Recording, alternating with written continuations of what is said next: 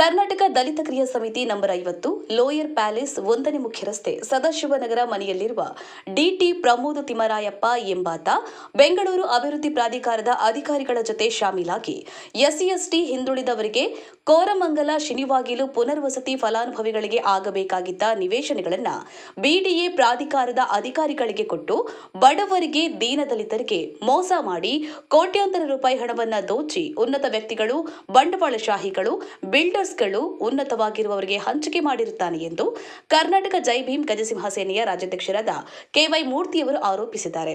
ಈ ಬಗ್ಗೆ ಮಾಧ್ಯಮಕ್ಕೆ ಮಾಹಿತಿ ನೀಡಿದ ಅವರು, ಡಿಟಿ ಪ್ರಮೋದ್ 98ರ 3 ಪಟ್ಟಿಗಳನ್ನು ಬಿಟ್ಟಿರುತ್ತಾನೆ. 3 ಪಟ್ಟಿಗಳಲ್ಲೂ ಪುನರ್ವಸತಿ ಫಲಾನುಭವಿಗಳು ಇರುವುದಿಲ್ಲ. ಹೈಕೋರ್ಟ್ನಿಂದ ಒಂದು ಆದೇಶವನ್ನು ತಂದಿರುತ್ತಾನೆ. ಅದರಲ್ಲಿ ಇರುವವರು 120 ಜನ ಕೋರಮಂಗಲ ಶಿನಿವಾಗಿಲು ಪ್ರದೇಶದಲ್ಲಿ ಗುಡಿಸಲು ಫಲಾನುಭವಿಗಳಲ್ಲ. 120ರ ಇವನ ಪಟ್ಟಿಯಲ್ಲಿ ಹುಡುಕಿದ್ರೆ ಒಬ್ಬರು ಪುನರ್ವಸತಿ ಪಡೆಯುವ ಅರ್ಹ ಫಲಾನುಭವಿಗಳ ಆಗಿರುವುದಿಲ್ಲ.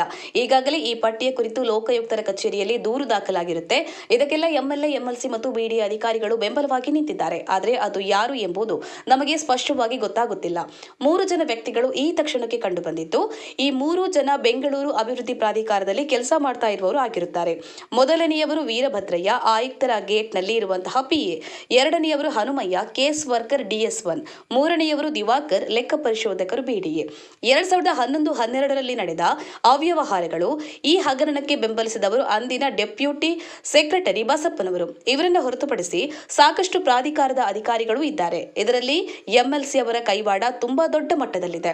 ಇವರು ಮಾಡಿರುವಂತಹ ಬಿಡಿಎ ಪಟ್ಟಿಗಳು ಜಿ ಕೆಟಗರಿ 49, ಧೋಬಿಘಾಟ್ 119, ಶಿನಿವಾಗಿಲು ಪ್ರದೇಶ 118, Lingaraja football stadium survey number 1 186 ಜನ ಫೈಲ್. ಇದರಲ್ಲಿ ತುಂಬಾ ಅವ್ಯವಹಾರ ಆಗಿದ್ದು, ಈ 186 ಜನರ ಪಟ್ಟಿಯಲ್ಲಿ ಹುಡುಕಿದ್ರು ಅವರು ಕೊಟ್ಟಿರುವ ವಿಳಾಸದಲ್ಲಿ ಒಬ್ಬ ಅರ್ಹ ವ್ಯಕ್ತಿ ಕೂಡ ಇರುವುದಿಲ್ಲ. ವೋಟರ್ ಐಡಿ ಸೇರಿ ಎಲ್ಲಾ ದಾಖಲೆಗಳು ಫೇಕ್ ಮಾಡಿರುತ್ತಾರೆ. ಇಷ್ಟು ಫೈಲ್ ಅನ್ನ ಮಾನ್ಯ ಲೋಕಾಯುಕ್ತರ ಕಚೇರಿಗೆ ತನಿಖೆಗೆ ಕೊಡಬೇಕು ಎಂದು ಕರ್ನಾಟಕ ಜೈ ಭೀಮ್ ಗಜಸಿಂಹ ಸೇನೆಯ ರಾಜ್ಯಾಧ್ಯಕ್ಷರಾಗಿರುವಂತಹ ಕೆವೈ ಮೂರ್ತಿ ಅವರು ಹಾಗೂ ಸಂಘದ ಪದಾಧಿಕಾರಿಗಳು ಒತ್ತಾಯಿಸಿದ್ದಾರೆ. ಈ ಅಕ್ರಮದ ಕುರಿತು ತನಿಖೆ ನಡೆಸಲು ಮುಖ್ಯಮಂತ್ರಿಗಳಾದ ಡಿಕೆ ಶಿವಕುಮಾರ್ ಹಾಗೂ ಮಾನ್ಯ ಕಾರ್ಯದರ್ಶಿಗಳು, ನಗರಾಭಿವೃದ್ಧಿ ಇಲಾಖೆ ಮತ್ತು ಬಿಡಿಎ ಆಯುಕ್ತರಿಗೆ ಮನವಿ ಮಾಡಲಾಗಿದೆ. ಎಸ್ ಲಕ್ಷ್ಮಣ್, ಎಸ್ವೈ ವಿಜಯೇಂದ್ರ, ಜೈ ಭೀಮ್ ನ್ಯೂಸ್ 24x7. ಇದು ಬಹುಜನರ ನ್ಯಾಯಕ್ಕಾಗಿ. ಈ ಸಂಘದ ರಾಜ್ಯಾಧ್ಯಕ್ಷ ಹಾಗೂ ರಾಜ್ಯ ಸಂಚಾಲಕನಂತೆ ಇವನು ಜನರು ಕೊಡೋ ನಿವೇಶನಗಳನ್ನ ಇವರಪ್ಪ ಮಾಡ್ಕೊಂಡವ್ರೆ, ಇವರ ಅಮ್ಮನಿಗೆ ಆಗೈತೆ, ಇವ್ರ ಅಕ್ಕನಿಗಾಗೈತೆ, ಉಮಾದೇವಿಗಾಗೈತೆ, ಇವ್ರ ಚಿಕ್ಕಮ್ಮನಿಗಾಗೈತೆ, ಚಿಕ್ಕಪ್ಪನಿಗಾಗೈತೆ, ಇವ್ರ ಇಡೀ ಫ್ಯಾಮ್ಲಿಗೆ ಇವ್ರ ಮಾವಂದ್ರಿಗಾಗೈತೆ. ಈ ಅವ್ಯವಹಾರ ಮಾಡಿಕೊಂಡು ಈ ಟೆಮ್ಲಿಯನ್ಸ್ನು ಒಂದು ಗ್ಯಾಂಗ್ ಇಟ್ಕೊಂಡವನು, ಇವನು ಆಂಧ್ರವ್ರನ್ನ ಒಂದು ಗ್ಯಾಂಗ್ ಇಟ್ಕೊಂಡವನು.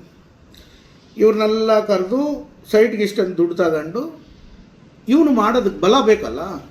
ಇವನು ಹೇಳ್ದಂಗೆಲ್ಲ ಸರ್ಕಾರ ಕುಣಿಬೇಕಲ್ಲ. ಸರ್ಕಾರಕ್ಕೆ ಪಾಪ ಏನು ಗೊತ್ತು, ಇಲ್ಲೊಬ್ಬ ಅವನೇ ಚಳ, ಇವನು ತೋರಿಸ್ತೀವಿ. ಇವನು 2010-11ರಲ್ಲಿದ್ದ ವೀರಭದ್ರಯ್ಯ ಅಂತ ಇವನ ಹೆಸರು. ಬಿಡಿಎ ಕಮಿಷನರು PA ಭರತ್ಲಾಲ್ ಮೀನಾ ಅವರು PA ಗೇಟಲ್ಲಿ ನಿಂತ್ಕೊಳ್ತಾ ಇದ್ದ. ಇವನು 24 ಸೈಟ್ಗಳು ಮಾಡ್ಕೊಂಡವನೇ, 26 ಸೈಟು. ಏನೋ ಅವ್ರು ತೋಟದಲ್ಲಿ ಕೆಲಸ ಮಾಡೋರಿಗೆಲ್ಲ ಇವನು ಸೈಟ್ ಹಾಕ್ಸ್ಕೊಂಡದ್ದು, BDA ಸೈಟು. ಒಂದೊಂದು ಸೈಟ್ 1 ಕೋಟಿ. ವಿಜಯಲಕ್ಷ್ಮಿ ಅವ್ರ ಹೆಂಡತಿಗೆ ಮಾಡ್ಕೊಂಡವನೇ ನಾಗರಬಾವಿನಲ್ಲಿ, ring road, outer ring road ಪಕ್ಕದಲ್ಲೇ. ಇವನು BDA ಅಧಿಕಾರಿ, ಅಲ್ಲಿ PA, ಇವನಿಗೆ ಇಷ್ಟು ಸೈಟ್ಗಳು. ಏನಿದು ನ್ಯಾಯ? ಅವನು ಬಿಡ್ರಿ, ವೀರಭದ್ರಯ್ಯ ಅಷ್ಟು ಸೈಟ್ಗಳು ಮಾಡ್ಕೊಂಡವನೇ. ಇದೆಲ್ಲ ಎನ್ಕ್ವೈರಿ ಆಗಬೇಕು. ಹೆಂಡ್ತಿಗೆ ಮಾಡ್ಕೊಂಡು ನನ್ನ ಹತ್ರ ಆಧಾರ ಐತೆ, ಎಲ್ಲ ಮಾಡಿಕೊಂಡು ಅಲ್ಲೆಲ್ಲ ವೀಡಿಯೋಗಳು ಸಮೇತ ಮಾಡ್ಕೊಂಬಂದಿವಿ. ಒಂದು ಈಗ ನೆಕ್ಸ್ಟ್ ಹೋದರೆ BDA ಹನುಮಯ್ಯ ಅಂತಿದ್ದ 2010-11ರಲ್ಲಿ. ಹನುಮಯ್ಯ ಅಂತ ಕೇಸ್ ವರ್ಕರ್ ಅವನು, Diwakar Hanumaiah. Is a fraud gang. ಆ ಹನುಮಯ್ಯ ಅವನು ಎಷ್ಟು ಫ್ರಾಡ್ ಮಾಡವನ ಅಂದರೆ, ಅವನು ಎಷ್ಟು ಬೆನ್ನೆಲುಬಾಗಿ ರಾಜಕೀಯ ವ್ಯಕ್ತಿಗಳು ನಿಂತವ್ರೆ ಅಂದರೆ, ಅವನು ಹೊಸಕೇರಿನಲ್ಲಿ ಕಾರ್ನರ್ ಸೈಟ್ಗಳೇ ಮಾಡ್ಕೊಂಡವನೇ.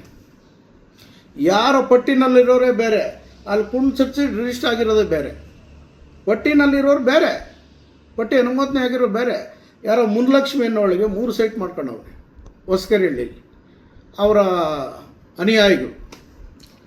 ಅದಾದಮೇಲೆ ಅವನ ಮಗನಿಗೆ ಮಾಡ್ಕೊಂಡವಳೆ ಶಾಂತ, ಹೆಂಡ್ತಿಗೆ ಮಾಡ್ಕೊಂಡವನೆ. ಮಗನಿಗೆ ಅಜಯ್ ಸೈಟ್ ನಂಬರ್ 379 ನಾಗರಬಾವಿ 3ನೇ ಬ್ಲ್ಯಾಕ್ ಆಯಿತಾ. ಇನ್ನೊಬ್ಬ ಮಗನಿಗೆ ಮಾಡ್ಕೊಂಡವನೆ Jnana Bharathi Olagerahalli 2nd block site number 50. ಅವ್ರ ತಂದೆಗೆ ಮಾಡ್ಕೊಂಡವನೆ ಹನುಮಂತರಾಯಪ್ಪ. ಅವನು ಇಲ್ಲೇ ಇದು ನನ್ನ ಕಣ್ಣಿಗೆ ಕಾಣಿಸೋದು 4 ಅದೊಂದು 7 ಸೈಟು ಬಿಡಿ ಅಧಿಕಾರಿಯಾಗಿ ಒಂದು ಕೇಸ್ ವರ್ಕರ್ ಆಗಿ ಅವನು ವ್ಯವಹಾರ ಮಾಡ್ಕೊಂಡು ಇಷ್ಟು ಮಾಡ್ಕೊಂಡವನೇ. ಹನುಮಯ್ಯ ಇವನ ಹೆಸರು. ಇವನು ಬಿ ಡಿ ಎದಲ್ಲಿ ಕೇಸ್ ವರ್ಕರ್ ಆ ಕಾಲದಲ್ಲಿ. ಈಗೇನು ರಿಟೈರ್ಡ್ ಆಗೋನೇ ಏನೋ ಗೊತ್ತಿಲ್ಲ. ಇವರೆಲ್ಲ ಹಿಂಗೆ ಸರ್ಕಾರನ ಮೋಸ ಮಾಡಿ ದಲಿತರ ಮೇಲೆ ಹಾಕಿ ಮಾತು ಬಂದರೆ ದಲಿತರಿಗೆ ನಾವು ಅದು ಮಾಡ್ತೀವಿ, ದಲಿತರಿಗೆ ನಾವು ಇದು ಮಾಡಿ ಅವ್ರ ಹೆಸರಲ್ಲಿ ಮೀಸಲಿಡೋದು. ಹಾಂ, ಎಂಥ ಅನ್ಯಾಯ ನಮಗೆ, ಎಂಥ ದ್ರೋಹ ನಮಗೆ.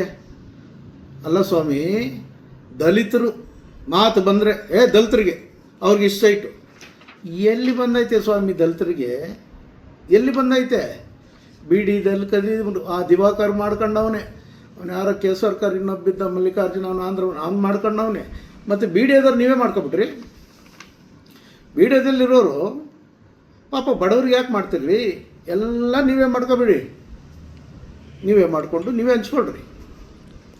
ಇಂಥ ಅನ್ಯಾಯನ ನಾನು ಎಷ್ಟೋ ಸರಿ ಮನವಿಗಳು ಮಾಡಿದ್ದೀನಿ, ನಡೀತಾ ಇದ್ದಾರೆ. ಬಿ ಡಿ ಎ ಕಮಿಷನರ್ ಅವರಾಗಲಿ ಈ ಡೆಪ್ಟಿ ಸೆಕ್ರೆಟರಿ ಅವರು ಇದು ಕಿಮ್ಮತ್ತು ಬೆಲೆ ಕೂಡ ಕೊಡಲಿಲ್ಲ ಈ ಅರ್ಜಿಗಳಿಗೆ. ಇದ್ರ ನೋಡ್ರಿ ಈ ಕಳ್ಳರಿಗೆ ಬೆಲೆ ಕೊಟ್ಟು ಇಂಥ ವ್ಯವಹಾರ ಬಿ ಡಿ ಎ ನಡೆಸ್ತೈತೆ.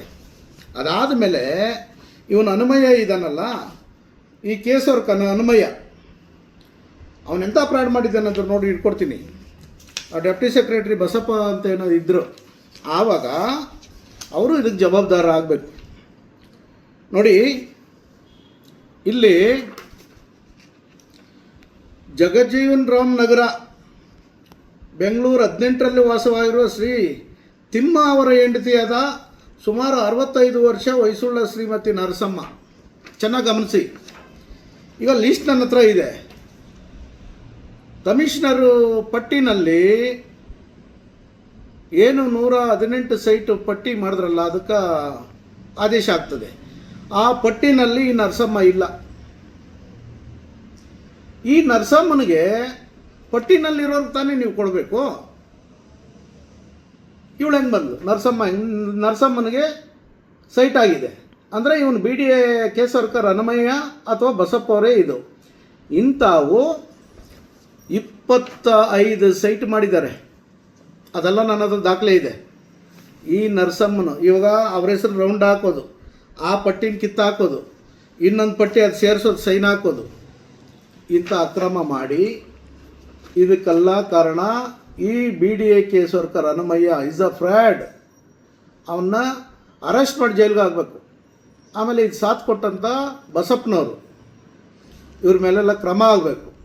ಇಂಥವು 25 ಇದ್ದಾವೆ ನನ್ನ ಹತ್ರ. ಎಲ್ಲ ಹೆಚ್ಚಿಸಾರೆ ಕೋಟ್ಯಾಂತರ ರೂಪಾಯಿ. ಇವತ್ತು 1.5 ಕೋಟಿ ಒಂದು ಸೈಟು, 25 ಸೈಟು. ನನಗೆ ಗೊತ್ತಾದದ್ದು ಮಾತ್ರ ನನ್ನ ರೆಕಾರ್ಡ್ ಸಿಕ್ಕಿರೋದು. ನಾನು ಆರ್ ಟಿ ಐಲಿ ಎತ್ತಿದ್ದೀನಿ.